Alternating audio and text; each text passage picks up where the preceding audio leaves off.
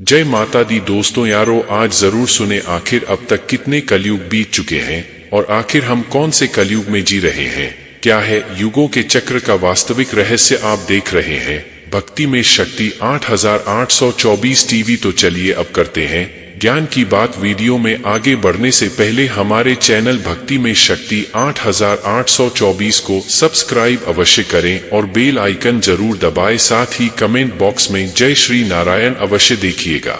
हमारे हिंदू धर्म के अनुसार युगों का बदलना युग चक्र पर आधारित होता है। हिंदू धर्म ग्रंथों में 4 युगों का वर्णन किया जाता है, जिसकी शुरुआत सतयुग से होती है, उसके बाद त्रेता युग, फिर द्वापर युग और फिर अंतिम युग यानी कलयुग होता है, जहां पर हम अभी रह रहे हैं। हर एक युग की समाप्ति पर एक नए युग का प्रारंभ होता है और कलयुग की समाप्ति होने पर युगों के चक्र में बदलाव हो जाता है।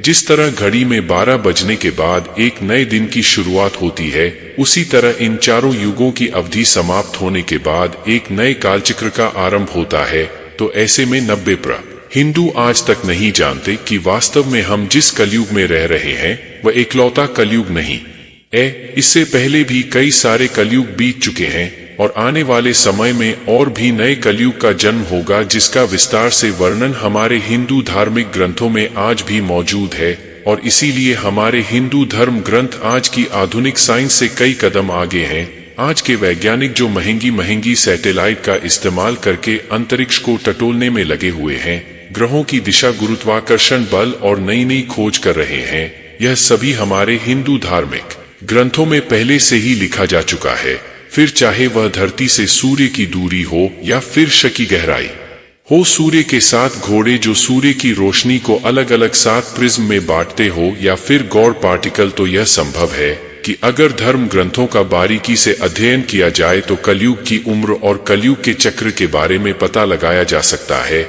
क्योंकि समय एक चक्र है जिसका पहिया लगातार घूमता रहता है और यह एक चक्र पूरा करने के बाद हमारे युग को बदल देता है। तो चलिए बताते हैं कि किस तरह हम गणना कर सकते हैं कि कितने कलयुग पहले बीत चुके हैं और आज हम किस कलयुग में जीवित है। इस सृष्टि के रचिता, पालनहार और संहार भगवान विष्णु और महेश को बताया गया है, जिन्हें त्रिदेव भी कहा जाता है। ब्रह्मा जी ने ब्रह्मांड का निर्माण किया है और ब्रह्मांड से ही ब्रह्मा जी का जन्म भी हुआ है। लेकिन हमारी सृष्टि का नियम है कि जिसका जन्म हुआ है उसका अंत होना जरूरी है। इसीलिए जिस तरह ब्रह्मा जी का जन्म हुआ है, ठीक उसी प्रकार उनकी मृत्यु भी हुई है। और इस तरह हमारे ब्रह्मांड का जन्म हुआ है तो उसका अंत भी होगा। लेकिन आपको बता दें कि यह कालखंड इतना लंबा है कि इसके अंत तक अगर कोई जीवित रहता है तो वह अमर हो जाता है। शास्त्र बताते हैं कि ब्रह्मा जी के जीवन काल का समय 100 वर्ष का है,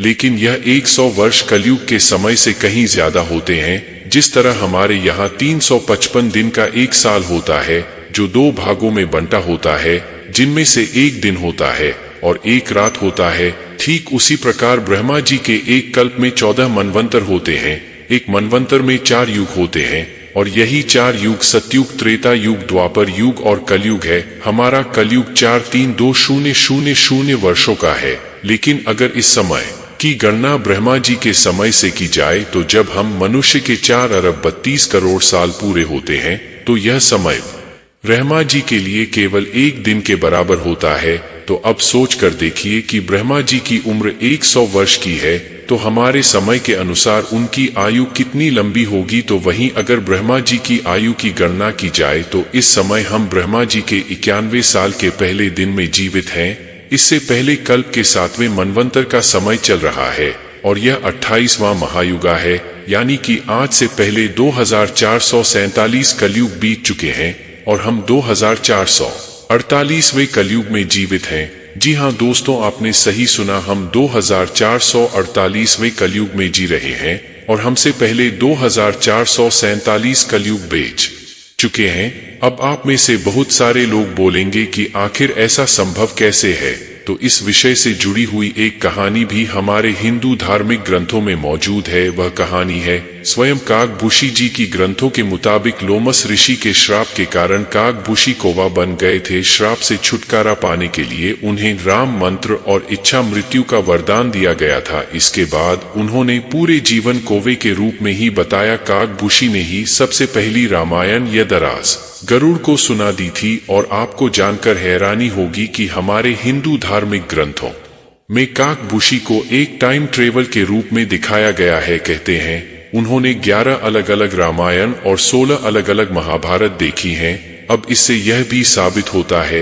कि हो ना हो उन्होंने कलयुग को इतनी बार तो बनते और मिटते हुए दोबारा देखा होगा। उन्होंने ब्रह्मा जी को भी मरते और जीवित होते हुए देखा होगा। क्या पता उन्होंने समांतर ब्रह्मांड को भी बनते और बिगड़ते हुए देखा होगा। क्या पता उन्होंने पैरेलल यूनिवर्स में जाकर एक दूसरी पृथ्वी पर शायद रामायण और महाभारत को घटित होते हुए देखा होगा। आजकल हम साइंस फिक्शन मूवीज जैसे इंटरस्टेलर इन सब जैसी मूवीज को देखकर बहुत प्रेरित होते हैं और सोचते हैं कि क्या ऐसा संभव है।